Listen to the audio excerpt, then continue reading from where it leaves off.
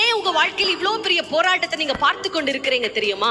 உங்க குடும்பத்துல கர்த்தர் தாயின் கர்ப்பத்துல நீங்க சிசுவாய் உருவாவதற்கு முன்பாகவே, அதாவது ஒரு முட்டை மாதிரி உருவாவதற்கு முன்பாகவே கர்த்தர் உங்களை பெயர் சொல்லி அழைத்திருக்கிறார் என்று வேதம் சொல்லுகிறது.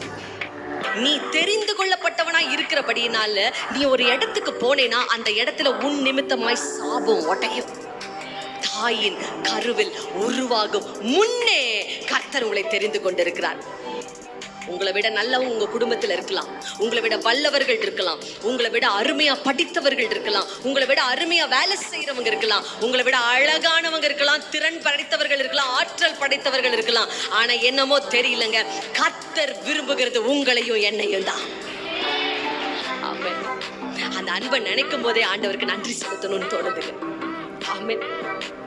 Thank you Jesus. இதனால தாங்க பிரச்சனை உங்களை தேடி வருது. எதுக்கு பிரச்சனை உங்களை தேடி வரும்போது ஆண்டவர் எதுவும் செய்யறது இல்ல? ஏன்னா கர்த்தருக்கு தெரியும் இந்த பிரச்சனைக்கு முற்றுப்புள்ளி தலைமுறையாக நீங்க தான் வைக்க வேண்டும் என்று அவர் முடிவு பண்ணி உங்களுக்குள்ளாக தன்னுடைய அபிஷேகத்தை கொடுத்திருக்கிறார். ஆமென். பெலிஸ்தியர்களை அழிக்கவே முடியாதுன்ற ஒரு சொல் இருந்தது, அதை உடைத்தது தாவீது. குஷ்டரோகம் நீங்கவே முடியாதுன்ற ஒரு சொல் இருந்தது, ஆனா அதை நீக்கினது எலிசா. வியாதி நீங்கவே முடியாது, உதிரம் போற வியாதியால இருந்தா மாறவே முடியாதுன்றது ஒரு சொல் இருந்தது, அதை மாற்றினது இயேசு கிறிஸ்து. ஆமென். கண்ணு போச்சுன்னா திரும்ப வராதுன்ற ஒரு சொல் இருந்தது, அதை மாற்றினது பவுல். அதே போலதான் உங்க குடும்பத்துல யாருக்கு வராத பிரச்சனை உங்களுக்கு வந்திருக்கா? யாருக்கு வராத போராட்டத்தை நீங்க ஃபேஸ் பண்ணி கொண்டிருக்கிறீங்களா? எதற்கு உங்களை தேடி வருது தெரியுமா? கர்த்தர் நீங்க அதற்கு முற்றுப்புள்ளி வைப்பீர்கள் என்று நம்பி கர்த்தர் உங்களை தெரிந்து கொண்டிருக்கிறார். சுகர் கேன்சர் வந்தா சாவு, இதுதான் முடிவு.